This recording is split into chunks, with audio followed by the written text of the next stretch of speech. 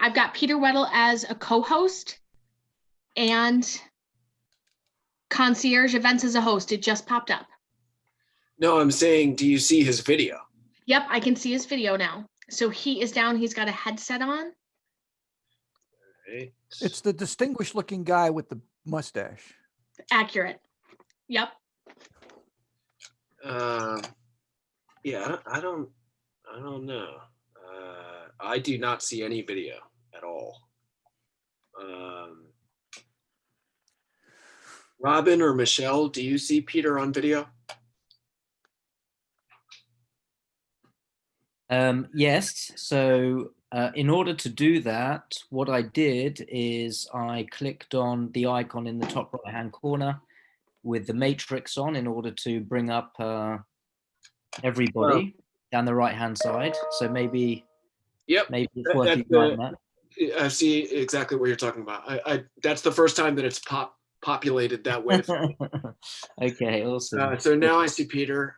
Kate, do you mind popping on your video? I know you're not going to be on, but just to test another camera. I apologize if you're in your PJs. Not my PJs, thank goodness. It says I cannot start my video because the host has stopped it. Okay.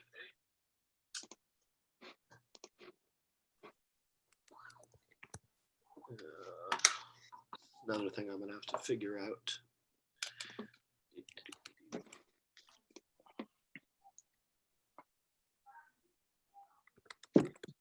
So, Robin, I'm gonna make you a co-host.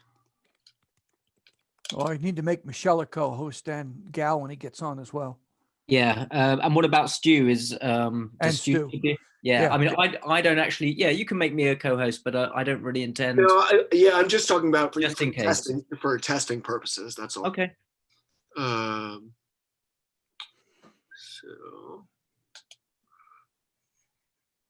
So you have co-host. So you should be able to trigger your video, Robin. Now let's have a look. Am I triggered? I'm triggered. 1 second. All right, good to go. You can shut down. Let's make Michelle a co-host. So that's done. And we'll do Stu and Gal as soon as I have them.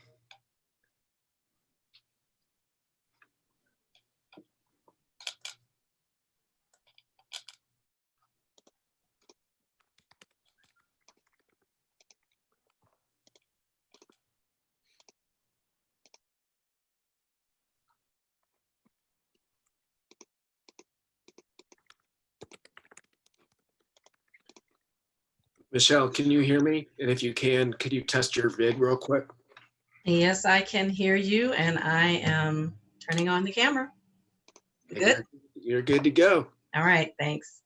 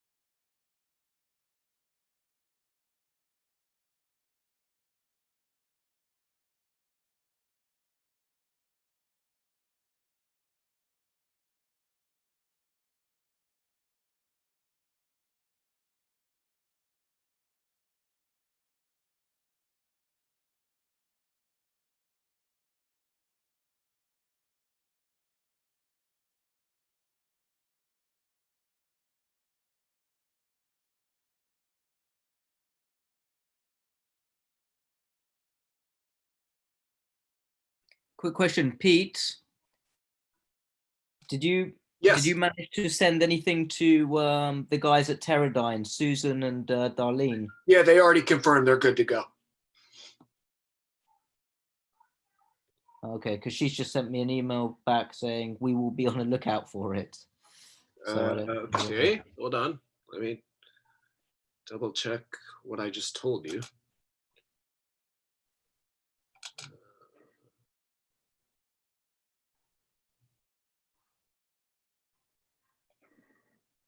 So Susan and Darlene. Yeah, they've received the link. They actually received. They're not. Let me see if they're in pending approval. I thought I had approved everyone. Let's see. No, Randy Frank, pending approval. Approving him. No, hold on.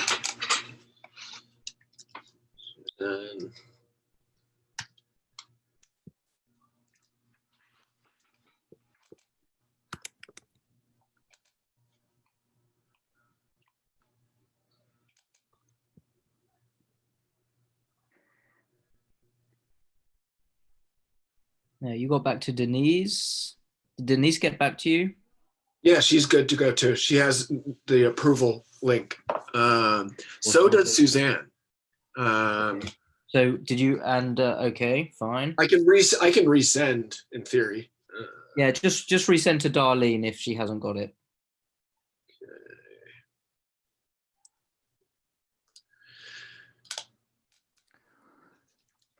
Pete, I assume we're still in practice mode?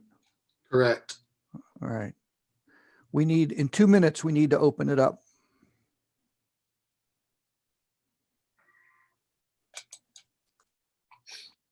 Yeah, Darlene is also approved, but I'm resending confirmation right now. Okay, perfect. Thank you. Hello. Hello, Gal. Is this Pete? It is. Nice to hear you again. Yeah, likewise. Gal, would you mind testing your video real quick? Yes. I cannot start the video because the host has stopped it. Ah, right. Okay. All right. How about now? No. How about now? Now, yes. How do I look? You look good. I couldn't start, just so you know, I can't start my video because, and that's fine if I'm not going to have any video, but it said that the host is Yeah, disabled or something. try now, Stu. Try now. There we go. Okay, there we go. Better. So you guys got to turn off, and then when you guys get introduced, then you can switch on. Okay. Okay. Should I start sharing my screen, Pete? No. What's going to happen, Gal? What's going to happen, Gal, is that Peter is going to spend 2 or 3 minutes going through 2 or 3 slides. He's then going to introduce you, and at that point, both yourself and Michelle turn on your videos. Got it. All right. Okay, and then you've got full control. You can pull up your presentation whenever you need, and then Stu will turn on his video when it's his time to do the 10-minute demo. Fantastic. Is Michelle Michelle here? We did have Michelle's here. Hey, hello there. Hello, how are you? Good. Very Good. excited. Yeah, same here. Ready to go whenever it's time. I feel like you and me are about to perform at the Madison Square Garden someday. We should be so lucky, right? This is the Madison Square Gardens of TAtech Lab. So if you guys can go Mute. video off, mic off, and keep your chat box up for internal communication. And Peter, I'm going to broadcast in 1 minute.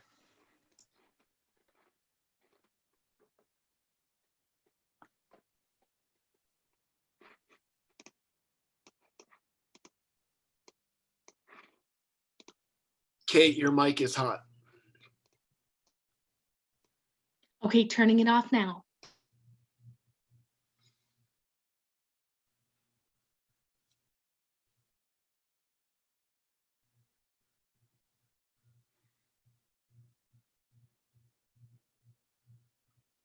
Going live in 10 seconds. Peter, it's your show.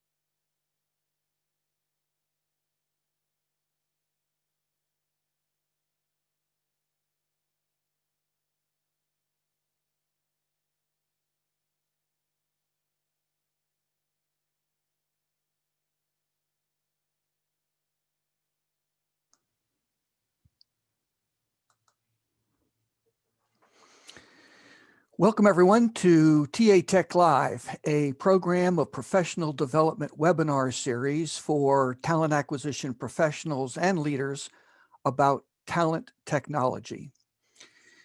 You know, it's conventional wisdom that the key to business success is to emphasize, optimize productivity, especially labor productivity. If you can increase the efficiency and effectiveness of your employees, you're going to see bottom line success. Well, that's true, but it's only partly true, because the real key to business success is to first recruit great talent and then optimize their productivity. So this program is all about helping HR leaders and professionals learn the best practices, the latest insights and innovations with regard to talent technology to help them do just that, recruit great talent. Next slide, please. We have a great program for you today. You can see the title here, Why Talent Acquisition Folks Can't Find Qualified Diverse Talent. And here's a hint, it's not recruiters' fault. Our program is set up just a little differently. We have two educational segments. We'll start with one, then we'll take a brief intermission so that our sponsor, Talenya, can tell you a bit about their product. Then we'll carry on with educational segment number two, and then finish with a Q&A session. So please stay with us throughout the program. We know you're busy and we're very grateful to have you here today, but we think you're going to see a lot of great content in today's program. Our programs are also different because we view them as social webinars. We leave the chat function open throughout the event so you can engage in peer-to-peer dialogue.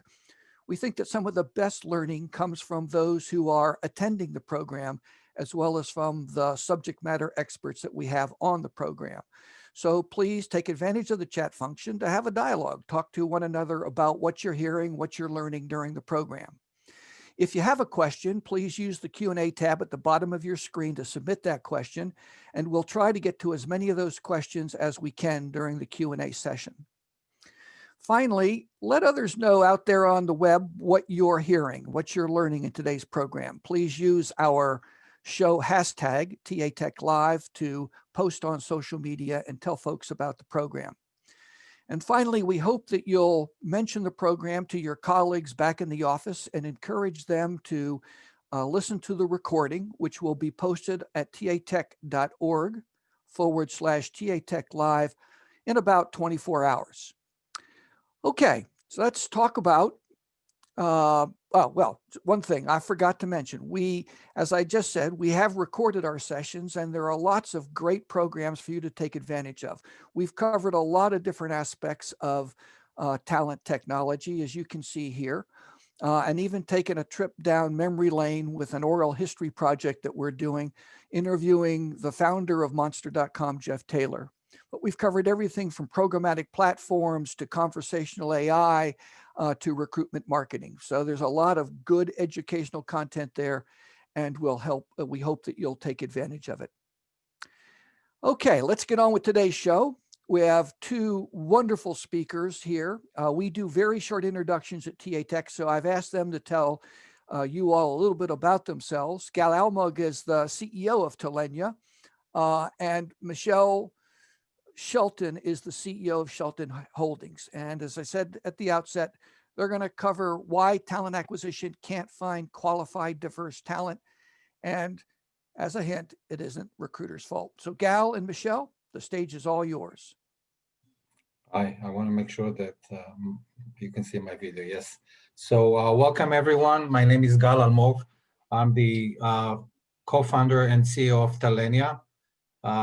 Very pleased to be here. I've known Peter for a long time and I've been a member of his association. My background is over 20 years in recruitment technology. My previous company is a company called PandaLogic. You may be familiar with the name. It's a leader in recruitment advertising technology. And I founded Talenya about four years ago to focus on a different market than what PandaLogic focused on, which was active job seekers. My passion and vision was to change the way companies source passive talent, and with the goal of making search more efficient, more equitable, and much more fruitful for all involved, candidates and recruiters alike. And good afternoon, everyone. I'm Michelle Shelton, CEO of Shelton Holdings, LLC. I am an international author, consultant, and speaker on diversity, equity, and inclusion, specializing in race and gender relations.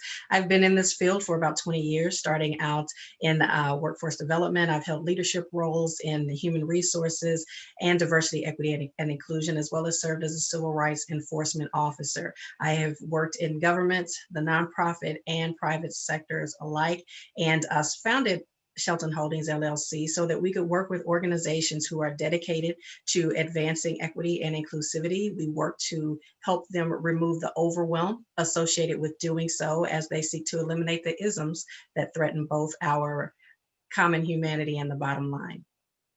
Pleasure to be here today. So with that said, Gal, I guess we're going to get into a discussion today, huh? Talking about Yes. diverse recruitment. Absolutely. So Michelle, such a pleasure to speak with you. We speak a lot about diversity, inclusion, and we learn a lot from your experience. I want to start by asking you a question about, with all recent events in America and elsewhere, Black Lives Matters and things like that, do you see a change in the way companies look at diversity and inclusion today versus a few years ago? What kind of changes do you see, Michelle? Oh, absolutely, Gal. I appreciate the question. And of course, it's a delight to be here with you as well. We've had a lot going on, of course, this past year. 2020 is definitely going to go down as a year to remember. But, diversity and inclusion, when the field first came about, the question was, why diversity? We have equal opportunity, we have affirmative action. What more is there? Well, it's important to differentiate and make sure that people understand that diversity and inclusion is about how do you make sure that there's adequate representation within organizations, and then also how do you treat folks once they get there. So it's about the experience that they ultimately have, and companies spent a considerable amount of time in previous years focusing on diversity from a compliance perspective, just making sure that they had people who represented, if in fact they had a commitment at all, made sure that they had people who were represented within the organization. In recent years, there's been this shift towards focusing more on inclusion and the culture, the environment that folks are in. Are they having experiences that give them opportunities to feel as if they do in fact belong, ultimately feeling a sense of belonging, a connectedness, being included in decision-making, included in the culture, and making sure that they have an opportunity to really be more than just employees or a number, but engaged in a number of avenues within the organization.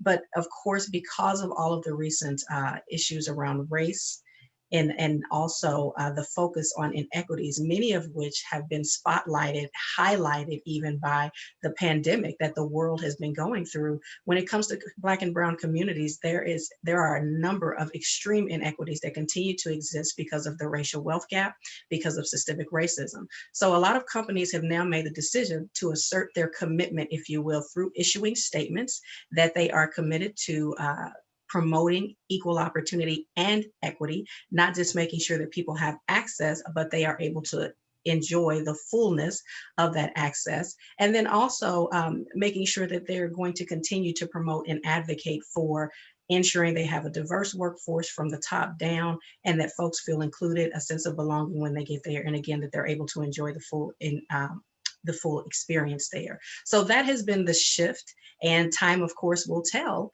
to what extent organizations are able to maintain that commitment and exercise the proper level of integrity around it. All right, thank you. I want to follow up on that, Michelle. You see a lot more commitment.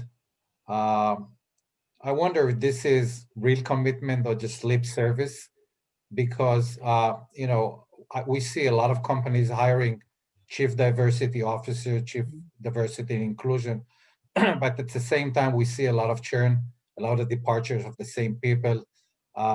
Could this be an indication that people join a company with the hope that there will be real commitment, but at the end, that's not the case? Do you see that?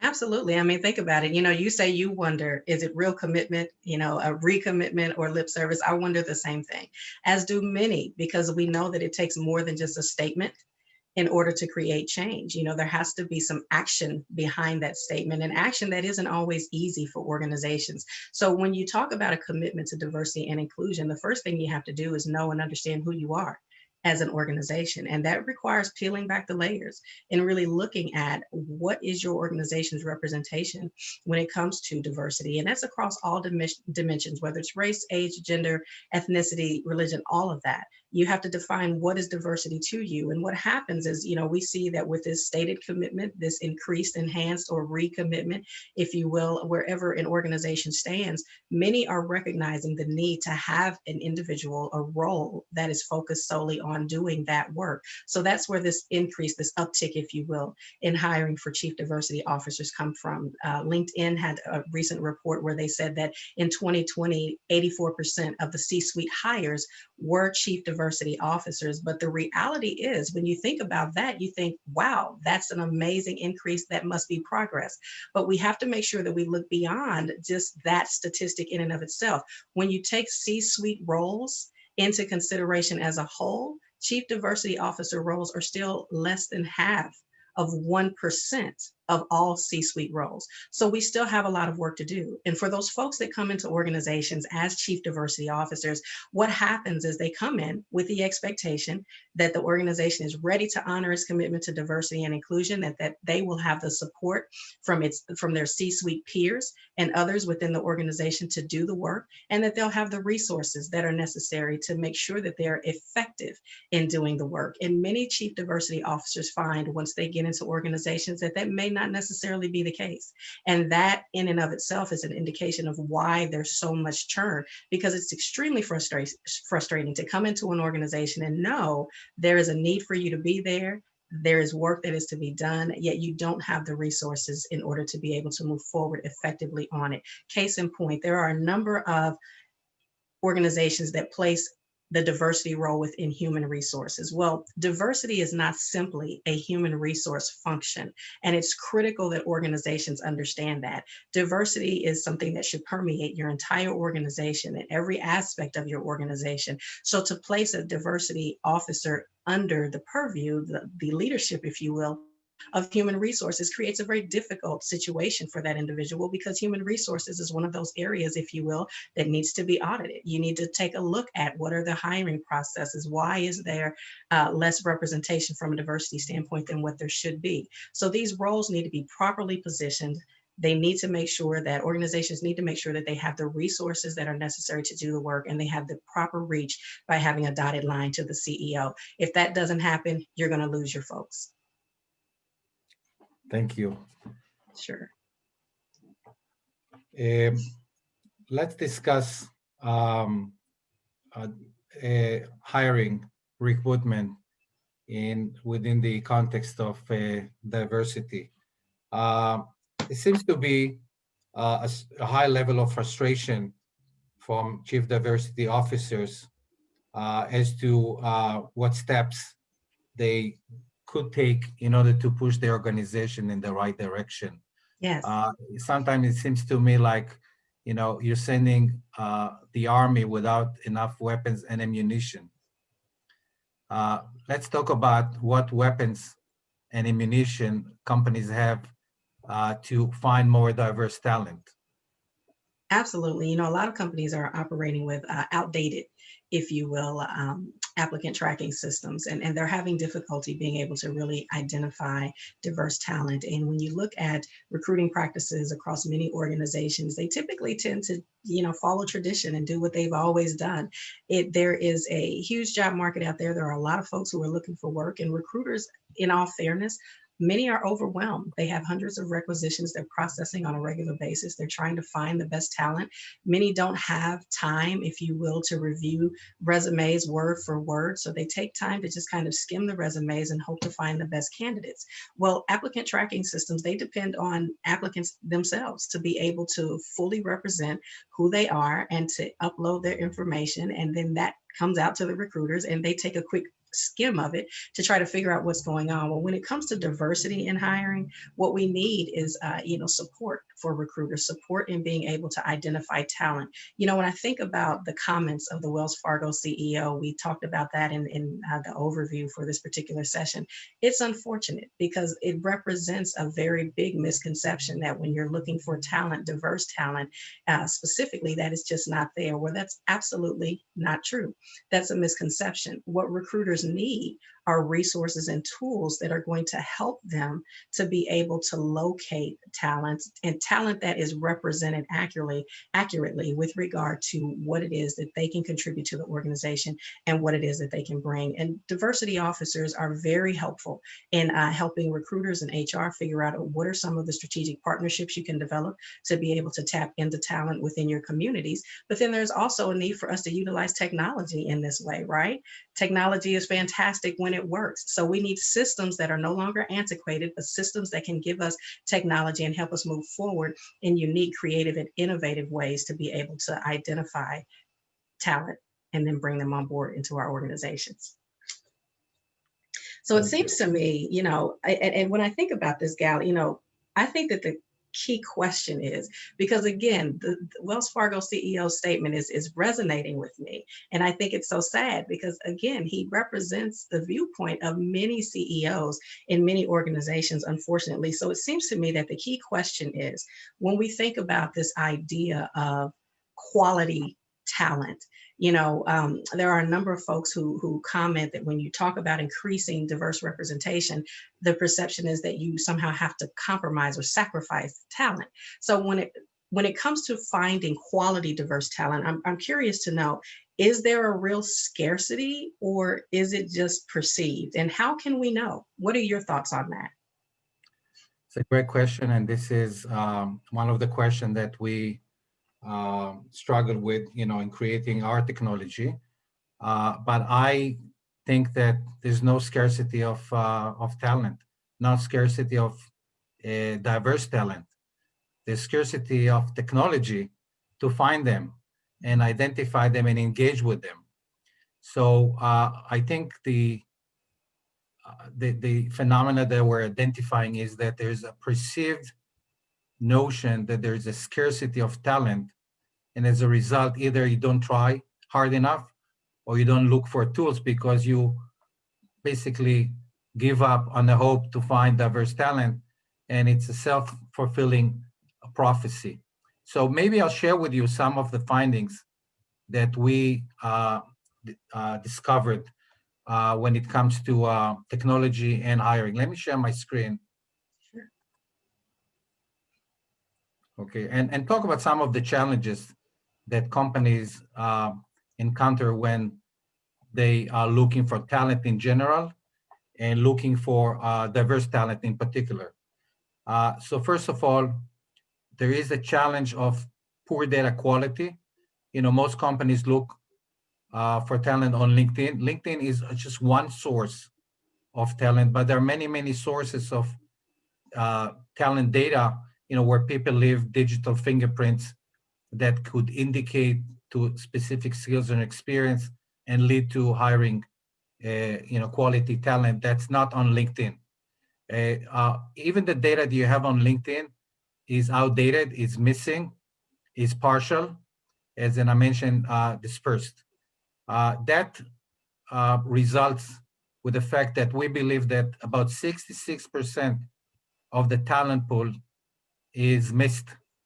And it's missed because the data is not there, but also because everyone is using Boolean search, keyword search, which we think is not only primitive, but also discriminatory, because recruiters who are using keyword search find people with the right keywords on their profiles, but not necessarily the right talent. How can you know how people describe themselves, the skill that they put? You're basically searching for the same type of people who know how to describe themselves the best. And at the end, it is probably a white male who do it the best. And I want to share with you some incredible findings about the average number of skills that people have on their profiles broken down by gender and ethnicity. So white men have on average 77 skills posted on their profile, Asian 68, women 63, Black African American 47, and Hispanic 37. So how can that gap be closed? Okay, the gap is structural, and this is because minorities and women tend to describe themselves differently. And I can tell you that there's a difference between how women describe themselves and how Hispanic candidates describe themselves. So there's no one solution fits all. Technology has to encounter and deal with the different ways that people describe themselves depending on their gender and ethnicity. And we'll see later how Talenia is dealing with this challenge. And when we'll do a product demo, we will show you, first of all, how that gap is closed to some degree by predicting skills that people have failed to put on their profile. It's part of, the solution, but not the ultimate solution on how to close the gap. But just to close my remarks here, there is a perception that there's scarcity of diverse talent. It's not true. You can know for every search how many people you have for each diversity group. You can know. You can close that gap by predicting and adding missing skills, and we can do additional things which we will describe later. But these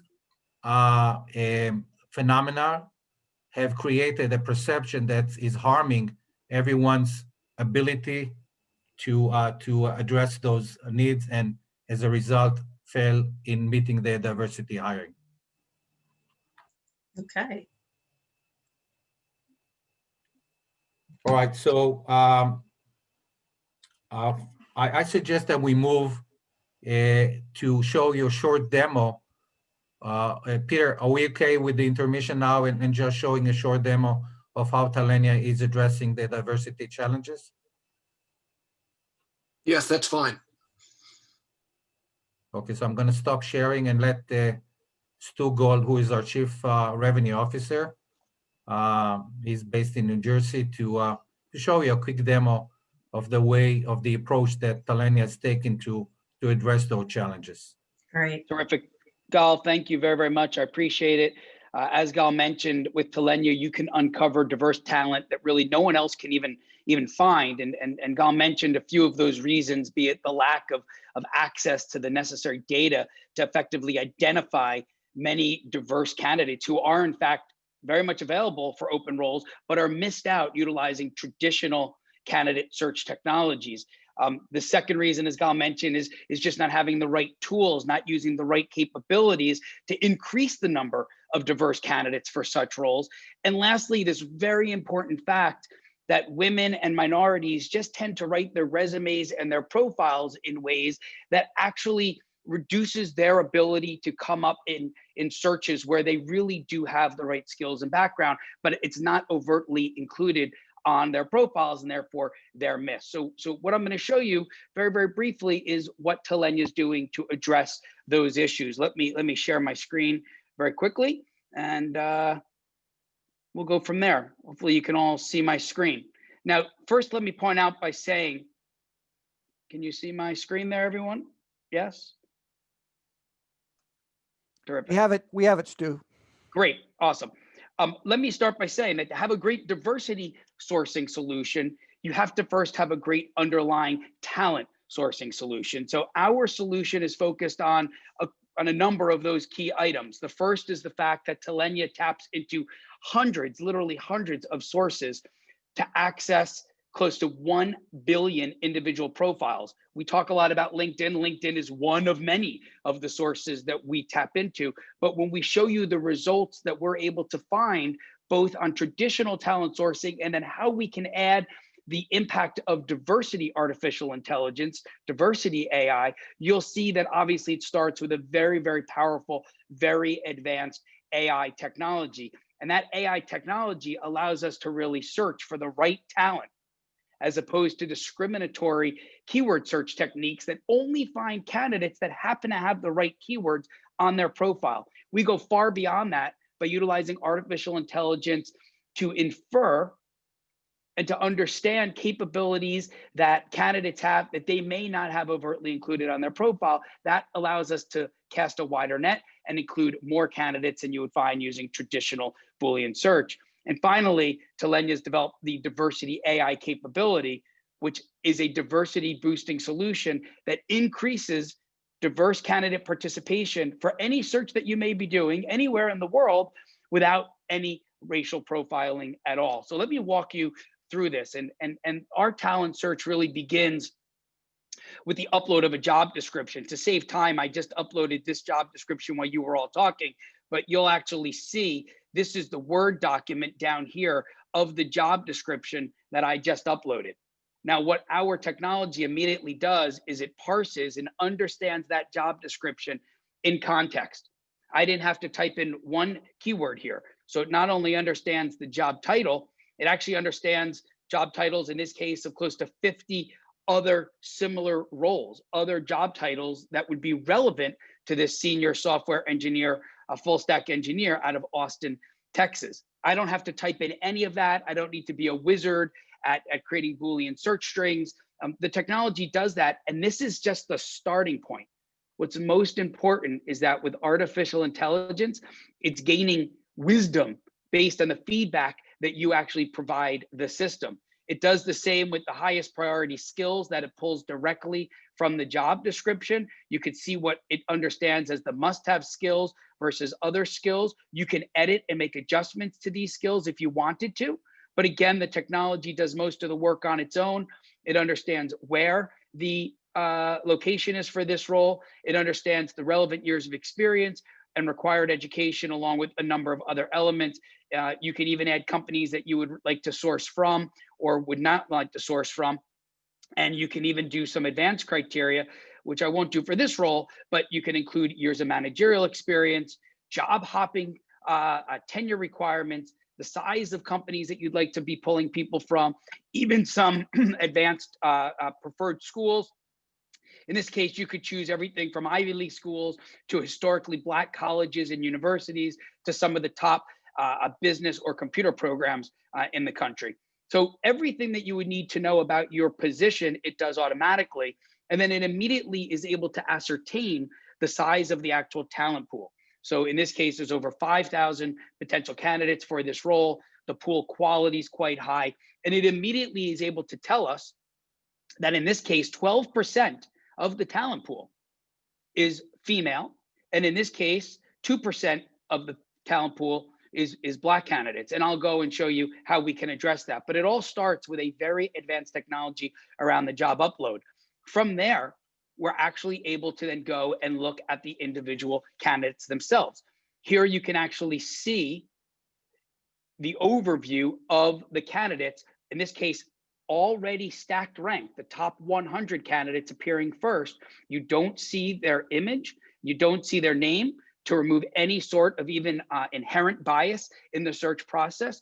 You're really only focusing on their background and their skills and their objectives. You'll also see over here that same information about pool size, diversity. These items will change. And right here, you'll see our AI learning update. Now, as I go through, and if I was to look at some of these candidates, now I can click through and see all the information about these candidates, such as their background overview, the skills that match against each job, where those skills were sourced from, where we used artificial intelligence to derive those skills, their background experience, as well as everything about their education. And in fact, you can see all the skills we were able to find on this particular candidate, over 200 skills, far beyond what you would find on LinkedIn.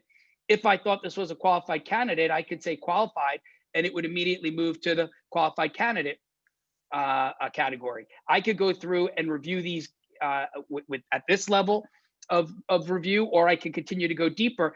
Just for time purposes, I'll show you though, as I decide the candidates are either qualified or not qualified, obviously I would spend a little bit more time looking at them. You can see that the AI learning is actually increasing.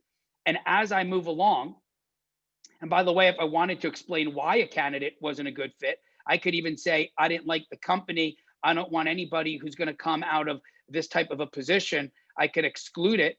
If I didn't want anybody from Polaris Wireless, I could exclude it, and we wouldn't see anybody from that. And again, the technology updates the search and understands what I'm looking for, and is already actually making some adjustments to the search.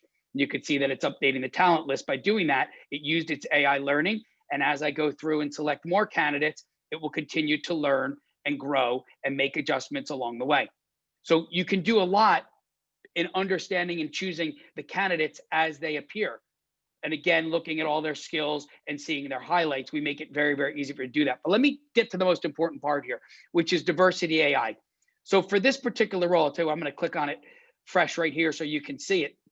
In this particular role, there's 12% of the candidates in this job description are actually female, and it's actually optimizing the search for female candidates.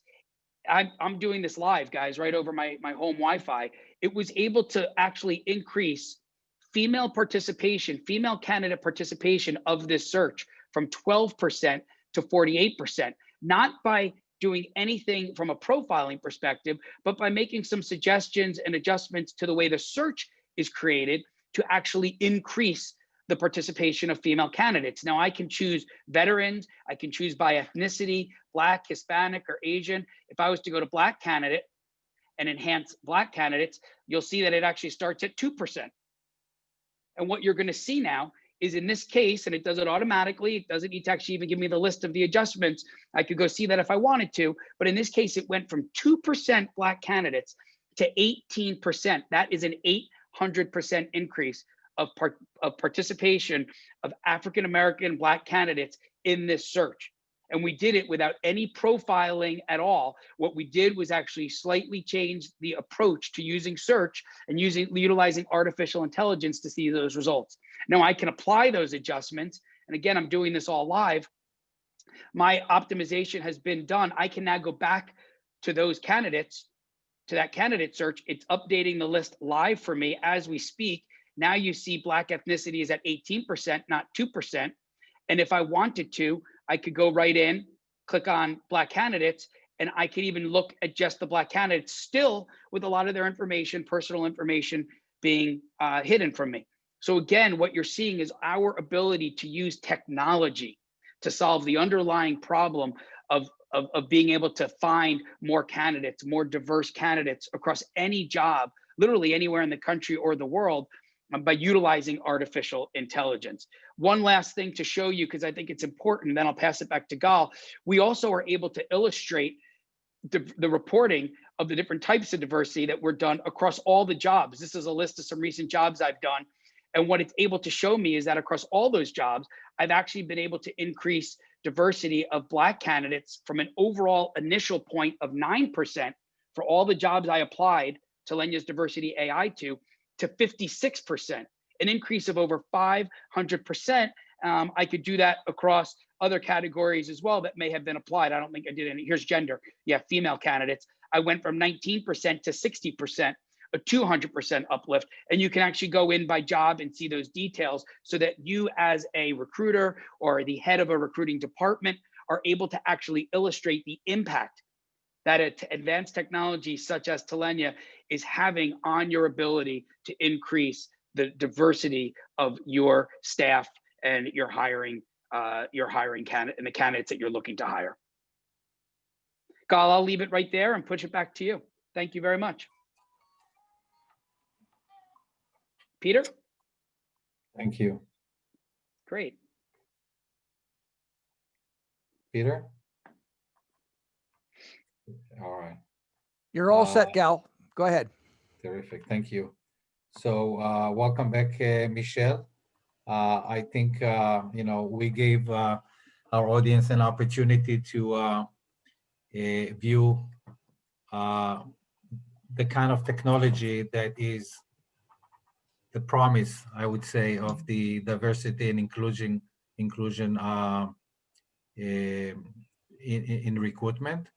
I just want to summarize what we've seen. We've seen a solution that addresses the three biggest challenges of finding more diverse talent, which is a larger talent pool to tap into, Mhm. close to 1 billion profiles as opposed to, 680 million from LinkedIn, Yes, different sources updated in real time, elimination of discriminatory Boolean search that finds people with keywords, but discriminates not only minorities and women, but also people who did not describe themselves well enough for Boolean search to bring them up on the search. And lastly, we do not know what's the impact of the search that we create on the composition of diverse versus not diverse talent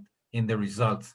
And the ability to use AI to optimize the search is an incredible ability to increase the participation of diverse talent and mostly give them a higher chance to be considered. We don't advise anyone to hire people based on ethnicity or gender. We sure. do want to increase their chances to be considered and ultimately get hired, which is what we want.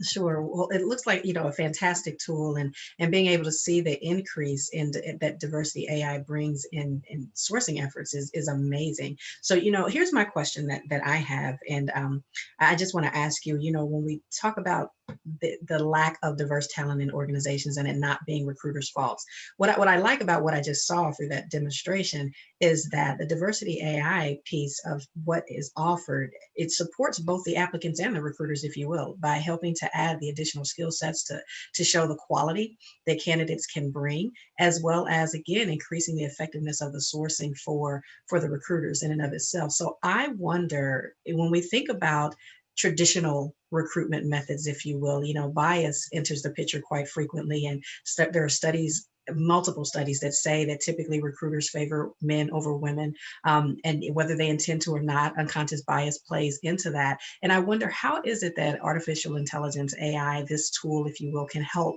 us to get past that in recruitment? So we have a motto at Talenia, which is we hate to see great talent go to waste.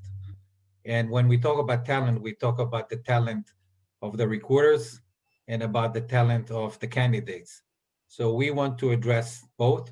And when you spend your time entering keywords and sifting through listings and then contacting them one by one, you're not really leveraging the intelligence, the experience, and the skills of the recruiters. But at the same time, you're doing a great injustice to great talent who just happen to describe themselves differently, not better and not worse, just differently. And when we discovered that phenomena of candidates describing themselves differently, opened up many ideas for AI, and we created that piece of software. But when I go and talk to talent acquisition leaders, and when they see this piece of software, the first thing that they are shocked by is that they know the situation. Okay. Yes. And when you have 2% Black candidates, you have 2% chances of hiring a Black candidate. Okay. Mm-hmm. But knowing that situation is a benefit in itself.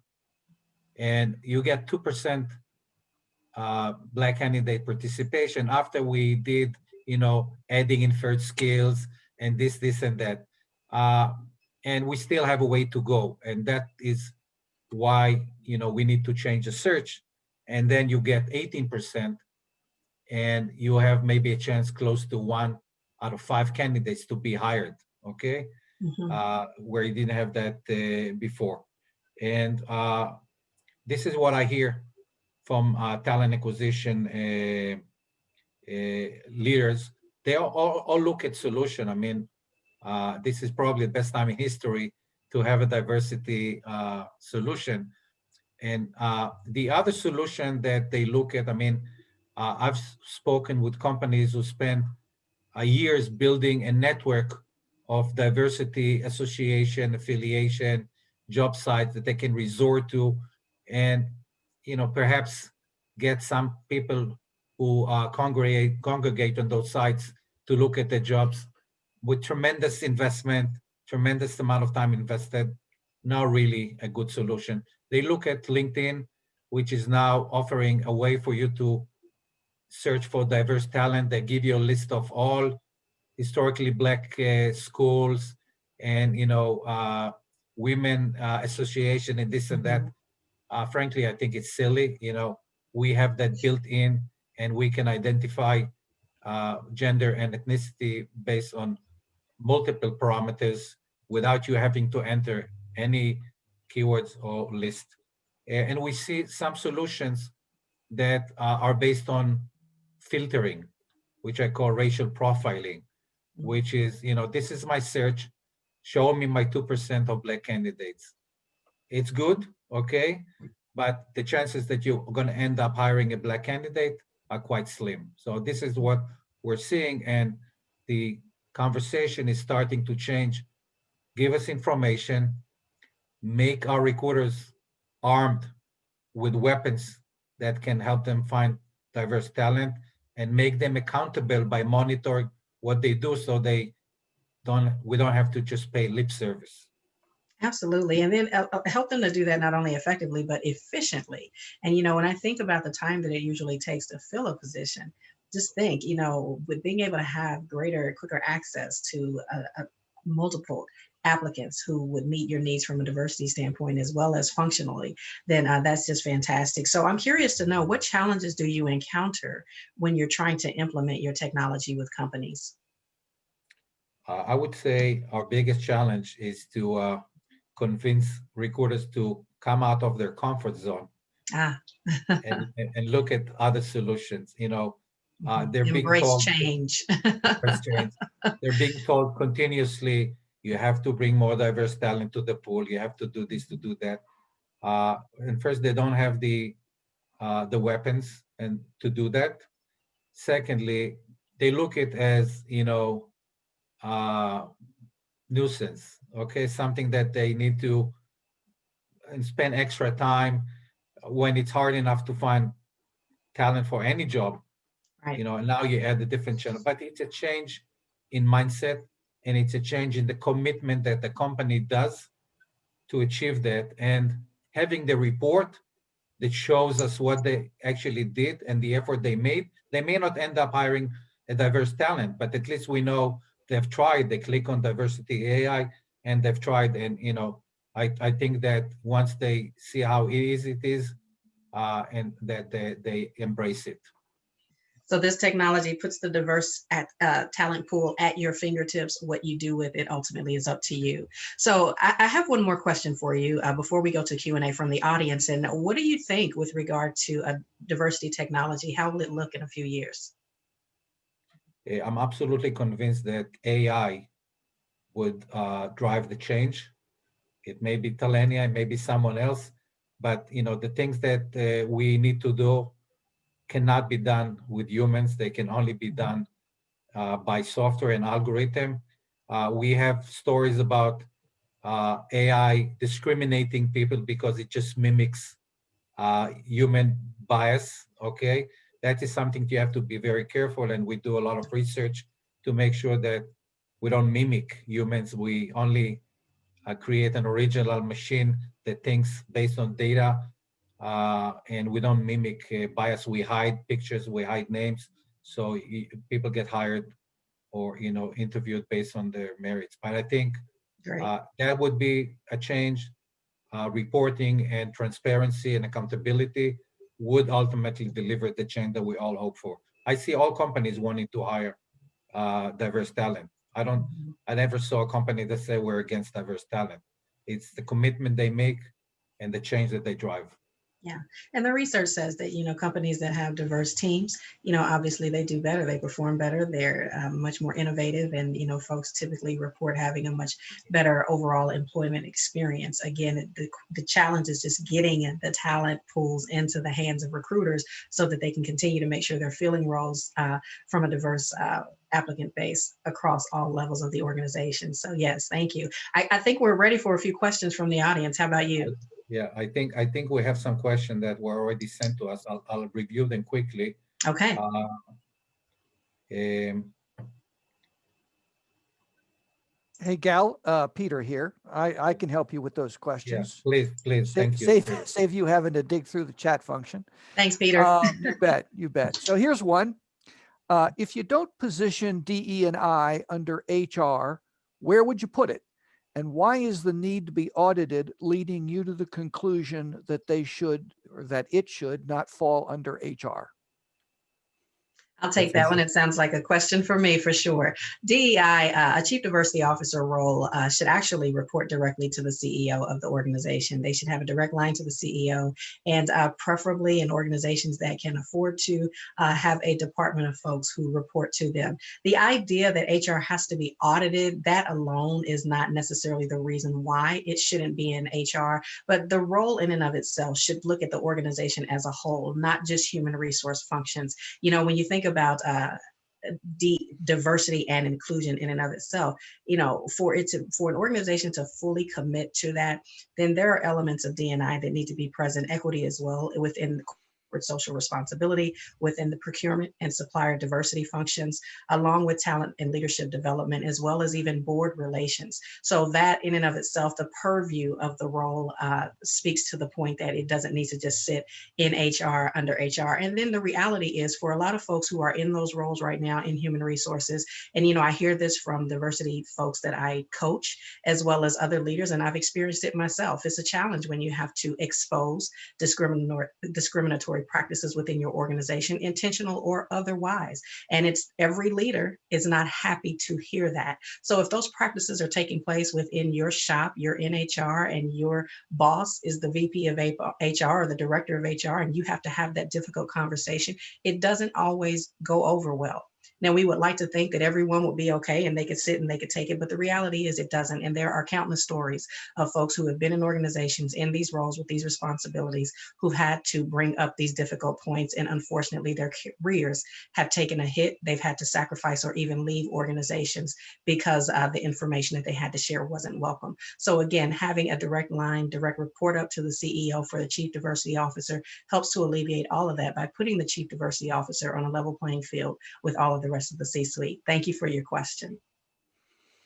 If I may interject a question that I think is derivative of that, what happens if the person at the top of the heap, the CEO, is part of the problem?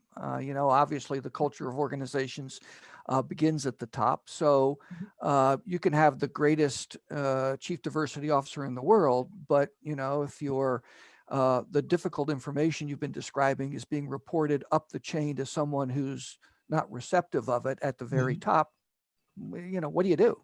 Great question, Peter. If the chief executive officer is not on board, it will show. And, you know, I've said time and time again, when folks ask me, what do I think about all of these corporations that are sending out Black Lives Matter statements and these statements supporting diversity and equality, you know, I tell them all of the time will tell.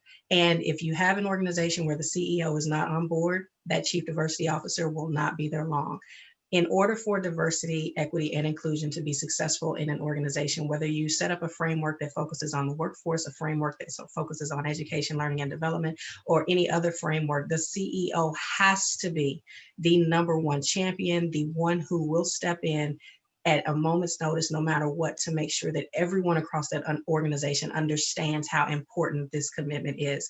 When you look at all of the organizations who are performing well around diversity and inclusion, those who are on the top diversity list, if you will, all of them have a strong commitment to their CEO that doesn't just speak to the CEO expressing, affirming a commitment from the organization, but taking active steps to even implement diversity councils and committees that are led by the CEO. So as the organization is looking at its planning as a whole, the CEO is involved at every stage. Okay.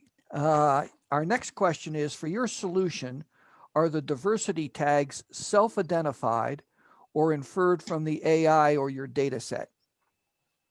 All right, I'll take that. It's inferred from the AI. And, you know, we don't tell anyone, you know, identify yourself. We don't even engage with the candidates. It's a sourcing tool. So we look at many parameters and we're able to identify diversity, ethnicity and gender based on a multitude of parameters.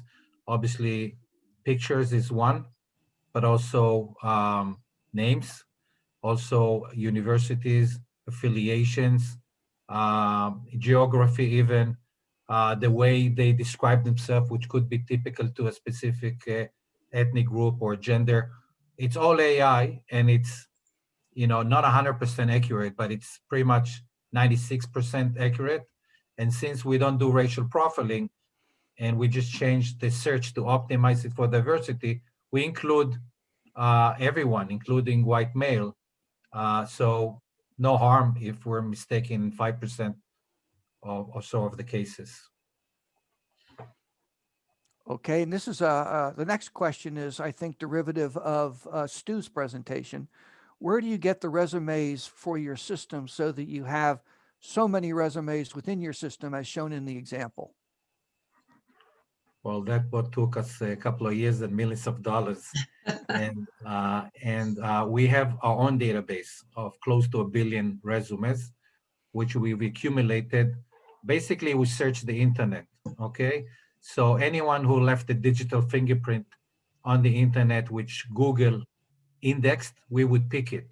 That digital fingerprint could be in multiple places. It could be on LinkedIn, it could be on GitHub or Stack Overflow or Indeed. We just have a way to curate it, create rich profiles for multiple sources and update that in real time, and also add contact information. So most of our profiles have not only a LinkedIn link, but also email and telephone numbers to facilitate engagement. But it's a database that's live and it's fresh when you upload your job in real time.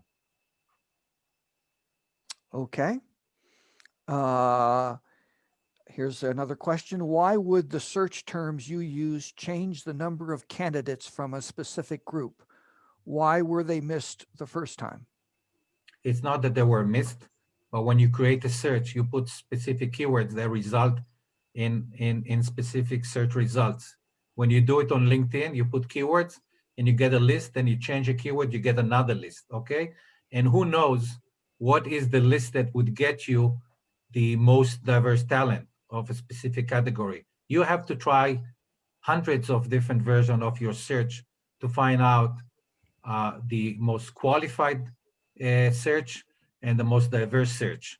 That's not a job for humans. It's a job for machines and algorithm. So we just look at different versions, and because AI is so granular that one job title may be more important than another job title, just by changing their weight, you would get a different list and you would get a different mix of diverse talent. Someone asked me about veterans, okay? If you had to look for veterans, you would probably put keywords like, security, defense, military, Marine Corps, and so forth, so on. We know these terms, okay? So we can add those terms to the search. So they come up. We can give, years of experience and to say, listen, if you decrease years of experience for that job from 3 years to 2 years, you're going to get 25% more Black candidates. Are you okay with that? And if you're okay with that, then you apply it, and then we have a search that's more optimized to the type of diversity that you're looking for. It's very sophisticated. It's a bit difficult to explain, but the basic is, we would optimize the search for you. We'll show you the changes that we suggest. If you agree, click. If you don't agree, you can eliminate specific changes. But the changes are so minute that you're likely to just say accept. Okay, another question that goes back to the question just a moment ago about resumes. How up to date are the resumes? I assume they're talking about the resumes in your database. Yes, they're up to date to the minute, okay? So even though we have 1 billion resumes in our database, they're not updated daily. It's impossible, and there's no need because as you upload a new job, we do a search and we update your relevant resumes in real time. So we would go to Google and all the sites and find in real time whether any changes have been made to the resume, which could be critical. We also, by the way, predict likelihood to move, which enables us to help you reach not only the right talent, but also reach them at the best timing, moments before they change their job. So we can track the fact that they just updated their profile on Indeed, on LinkedIn, and indicate a higher likelihood to move. We can find if they said, looking for my next challenge, and give them a higher propensity to move score and things like that. But it's all updated in real time, including contact information. It's critical. Okay, we have time for one more question. Can you describe how your automatic diversity campaign works? Yes. So we showed you the tool that it sits on the Recruiter desktop, but we also have a solution that would automate diversity for you and create a pipeline of diverse talent without any human intervention, all based on AI. So we can take jobs straight from your website or from your applicant tracking system, run AI search automatically without any human intervention, use our engagement bots that would reach out to candidates on your behalf via email and LinkedIn and invite them to apply to the job. And if they're interested, push them back into your applicant tracking. And all is done without any manual or human involvement in a way that would just create a pipeline of more diverse talent. And typically our clients implement our solution both on the individual recruiter desktop as well as the automated solution from your ATS. Gal and Michelle, thank you very much for a truly insightful presentation. As I suspect you know, all of us have probably listened to a bunch of presentations over the last several months on the topic of diversity, equality, and inclusion. This was absolutely one of the best and most insightful. So thank you very much for that. Thanks to Stu for his demo, and thanks, of course, to Talenya for your sponsorship. And most importantly, thanks to all of you for joining us today. We really appreciate it. Please take a look at the other presentations that we have recorded. They're available at tatech.org/TAtech live. And the recording for this particular show will be up in about 24 hours. So thanks again for joining us. Peter, I want to thank everyone again, but also mention that you'll get a note with an invitation to test our solution at no cost. So don't take our word, try us. Okay, there you go. A little benefit for those who attended. Yes. There you go. Thanks, everyone. Thanks very much. Bye-bye now. Thank you. Bye-bye. Bye-bye.